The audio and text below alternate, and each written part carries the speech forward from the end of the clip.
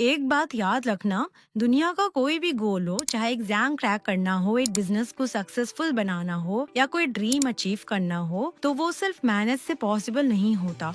उस गोल को अचीव करने के लिए एक स्पेशल पावर चाहिए होती है और उसका नाम है मैनेजमेंट। मैनेजमेंट ही वो हिडन पावर है जो रिसोर्सेज को ऑर्गेनाइज करता है और गोल्स को रियलिटी बनाता है। तो इस वीडियो में हम यही जानेंगे कि मैनेजमेंट का नेचर क्या है और इसके सिग्निफिकेंस। तो चलो शुरू करते हैं। सबसे पहले ये समझ लेते हैं कि मैनेजमेंट का मतलब क्या होता है।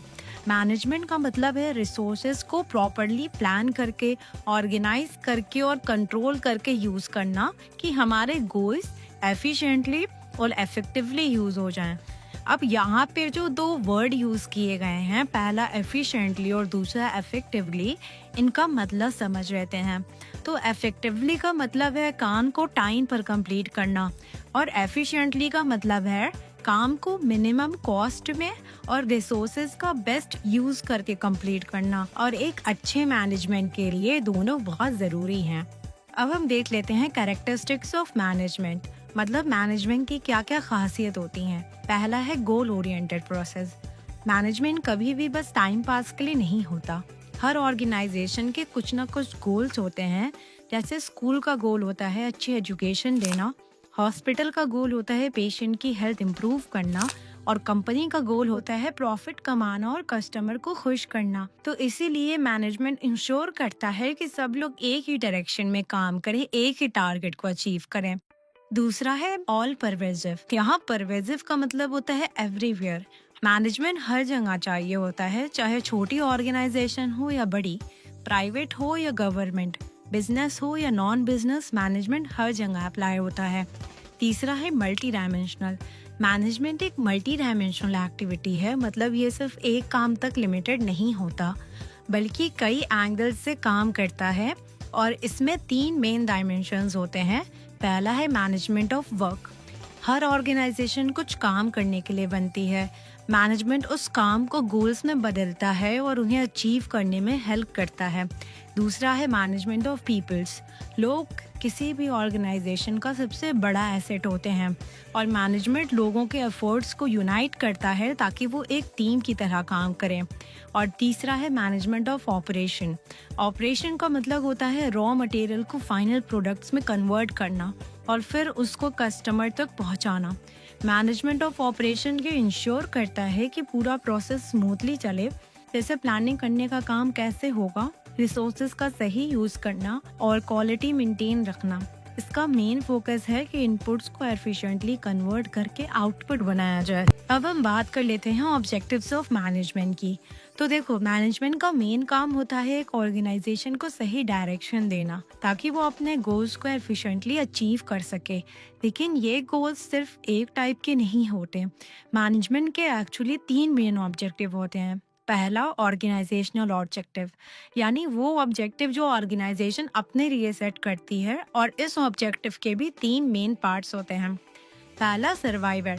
किसी भी बिजनेस के लिए सबसे पहला ऑब्जेक्टिव होता है सर्वाइवल, मतलब बिजनेस इतना रेवेन्यू अर्न करे कि उसके सारे एक्सपेंसेस कवर हो जाएं। अगर कॉस्ट कवर नहीं हुई तो कंपनी ज्यादा दिन तक नहीं चल पाएगी। दूसरा है प्रॉफिट। कोई भी बिजनेस प्रॉफिट के बिना नहीं चल सकता।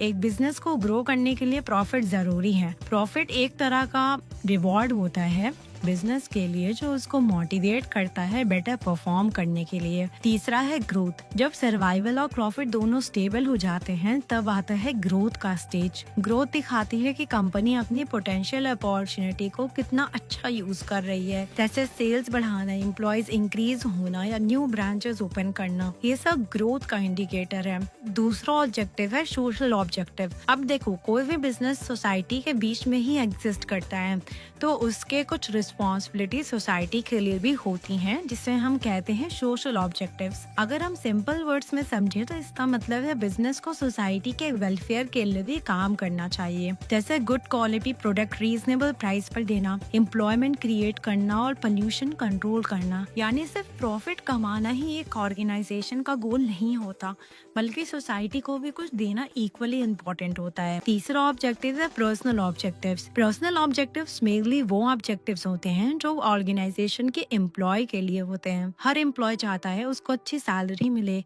सेफ इन्वायरमेंट हो और रिस्पेक्ट भी मिले। तो मैनेजमेंट ये इंश्योर करता है कि एम्प्लॉयज के फाइनेंशियल, सोशल और सेफ्टी नीड्स पूरी हों ताकि वो मोटिवेट रहे और बेस्ट परफॉर्मेंस दे सके। अब हम देख लेते हैं मैनेजमेंट इम्पोर्टेंट क्यों है, यानी इम्पोर्टेंस ऑफ मैनेजमेंट। पहला है helps in achieving group goals.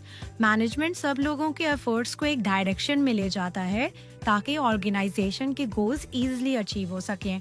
दूसरा है इंक्रीजेस एफिशिएंसी।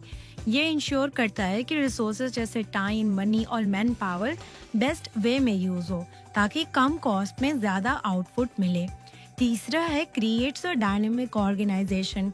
मैनेजमेंट एम्प्लॉयज को मोटिवेट करता है चेंजेस एक्सेप्ट करने के लिए ताकि कंपनी टाइम के साथ ग्रो कर सके। चौथा है achieves personal objective. Management leadership और मोटिवेशन के थ्रू एम्प्लॉयज के पर्सनल गोल को भी फुलफिल करने में हेल्प करता है। पांचवा है डेवलपमेंट ऑफ सोसाइटी।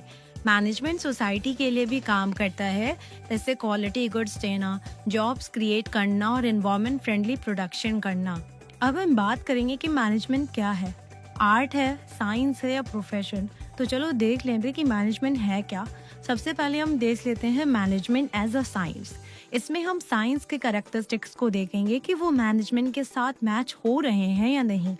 तो पहला कैरेक्टरिस्टिक है systematic body of knowledge. Science में हमेशा एक ऑर्गेनाइज और सिस्टमैटिक नॉलेज होती है जिससे लोग सीख सकते हैं। जैसे फिजिक्स में न्यूटन के लॉ होते हैं, बिल्कुल वैसे ही मैनेजमेंट के भी अपने प्रिंसिपल और स्टडी मटेरियल होते हैं जो सिस्टमैटिक हैं। इसलिए ये फीचर मैनेजमेंट में क्लियरली प्रेजेंट है। दूसरा है principle based on observation and experimentation. Science के प्रिंसिपल बार बार ऑब्जर्वेशन और एक्सपेरिमेंट करके प्रूव किए जाते हैं। मैनेजमेंट के प्रिंसिपल भी इसी तरह डेवलप हुए हैं, लेकिन एक फर्क है। मैनेजमेंट ह्यूमन बीइंग और उनके बिहेवियर से डील करता है और इंसान का बिहेवियर 100% प्रेडिक्टेबल नहीं होता। हर इंसान अलग सिचुएशन में अलग रिएक्ट करता है, इसलिए ये फीचर मैनेजमेंट में प्रेजेंट नहीं है। तीसरा है यूनिवर्सल वैलिडिटी। साइंस के प्रिंसिपल हर जगह सेम रिजल्ट देते हैं। जैसे अगर आप पानी को 100 डिग्री सेल्सियस तक गर्म करोगे तो वो हमेशा बॉयल करेगा, चाहे इंडिया हो या अमेरिका। लेकिन मैनेजमेंट के प्रिंसिपल ऐसे यूनिवर्सल नहीं होते। हर ऑर्गेनाइजेशन, हर सिचुएशन अलग होती है। जो प्रिंसिपल एक कंपनी में काम करे, जरूरी नहीं है कि वही प्रिंसिपल दूसरी कंपनी में भी सेम रिजल्ट दे। इसलिए ये फीचर मैनेजमेंट में प्रेजेंट नहीं है। तो अगर हम तीनों पॉइंट को कंपेयर करें तो समझ आता है कि मैनेजमेंट में साइंस जैसे कुछ चीजें तो हैं, पर सब नहीं है। मतलब मैनेजमेंट को प्योर साइंस या एग्जैक्ट साइंस नहीं बोल सकते।